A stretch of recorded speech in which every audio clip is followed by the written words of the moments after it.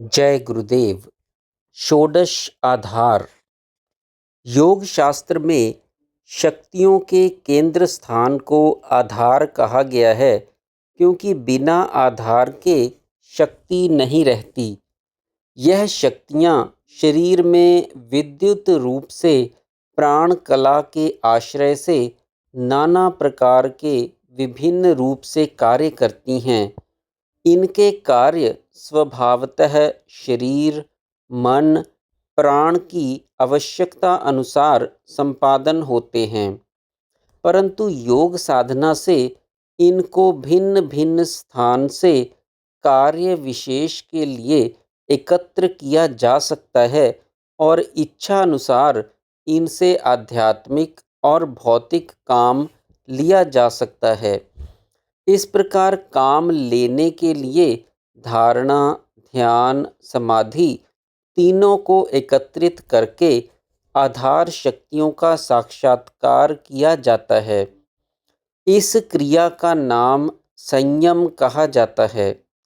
संयम की सिद्धि के लिए योग शास्त्र में प्रथम धारणा कही है। धारणा के लिए यह 16 आधार देश बताए गए हैं: मूलाधार, स्वादिष्ठान, मणिपुर, अनाहत, विशुद्ध तथा आज्ञाचक्र, बिंदु, कला, पद, निबोधिका, अर्धेंदु, नाद एवं नादांत, उन्मनी, विष्णु वक्त्र, ध्रुव मंडल तथा शिव।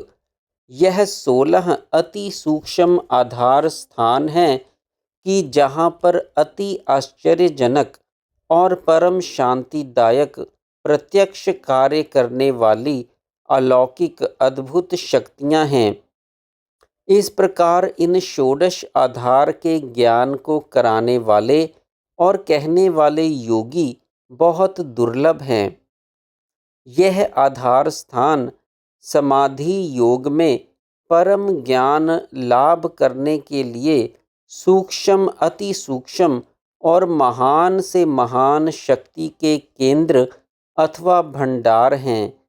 इनका उपयोग केवल समाधि के साधन में और आत्म ज्ञान के लिए ही है।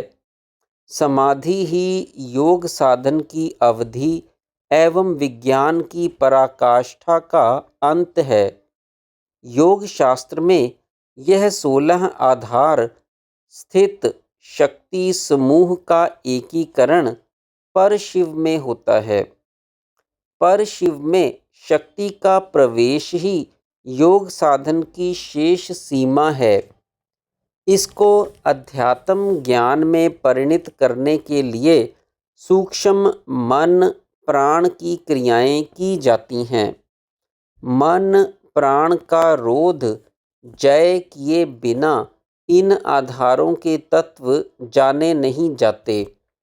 इनको जानने के लिए योग की सिद्धि, प्राण का जय और षट चक्र का वेद होना आवश्यक है। प्राण के जय के लिए स्थूल आधारों की योग क्रियाएं करनी चाहिए कि जिससे इनका बोध होता है। आधार स्थान के ललाट देश में बिंदु है और उसके ऊपर साक्षात बोधनी शक्ति है। उसके ऊपर नाद शोभायमान है जो अर्धचंद्र आकार है, और उसके ऊपर उज्ज्वल महानाद है जो लांगल आकृति भासता है। उसके भी ऊपर आंजी नाम की कला कही गई है जो योगियों को अतीव प्रिय है, और उसके ऊपर उन्मनी अवस्था है जहाँ पहुँचने से फिर आवागमन नहीं होता। योग शास्त्र में प्राणायाम द्वारा प्राण का निरोध करके प्रत्येक आधार में मन प्राण की गति का रोध करना कहा गया है। ऊपर कहे हुए स्थानों में जो शक्ति के भंडार हैं कि जहाँ पर नाना प्रकार की शक्तियाँ और आध्यात्मिक तत्व हैं, उनको जानने के आयत्व एकत्र करके उपयोग में लेने के लिए साधकों को धारणा की योग्यता होनी चाहिए।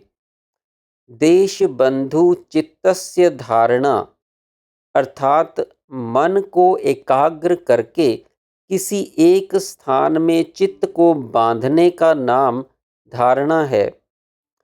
जिन स्थानों में मन प्राण को रोका या बांधा जा सकता है, उनमें प्रथम स्थान मूलाधार है। आधार स्थान से आरंभ करके क्रमशः स्वादिष्ठान, नाभि स्थित मणिपुर, हृदयस्थ अनाहत चक्र, कंठ देश में विशुद्ध चक्र में होते हुए भ्रू मध्य आज्ञा चक्र में मन प्राण को लाकर इनसे ऊपर बिंदु, कलापद, निरोधिका, अर्धेंदु, नाद और नादांत में प्राण का निरोध करना चाहिए। इसी तरह उत्तरोत्तर पुनः उन्मनी, विष्णु वक्त्र, ध्रुव मंडल में होते हुए शिव में मन प्राण का लय करना चाहिए।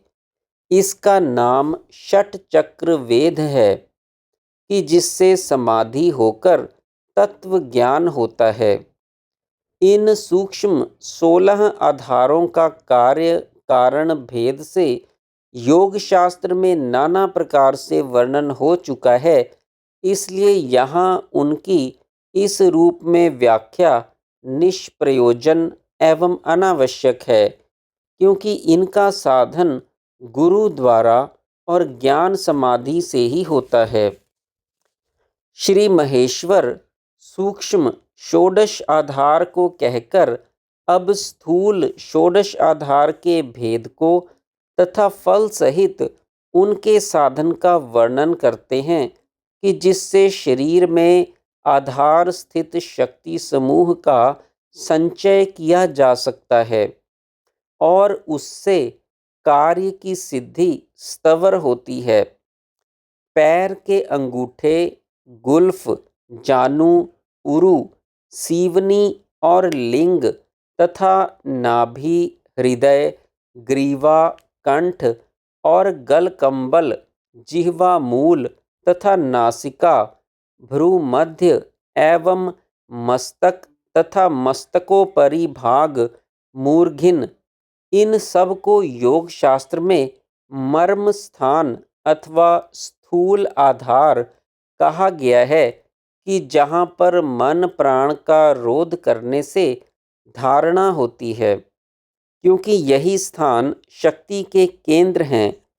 इन प्रत्येक के आधार स्थान में विभिन्न प्रकार की शक्ति स्थित है, जो योग साधन द्वारा प्राण वायु के रोध से इच्छानुसार जहाँ तहाँ शरीर के किसी भी स्थान में एकत्र की जा सकती है, जिसका फल भौतिक शारीरिक सिद्धि और आध्यात्मिक फल मानसिक सिद्धि होता है।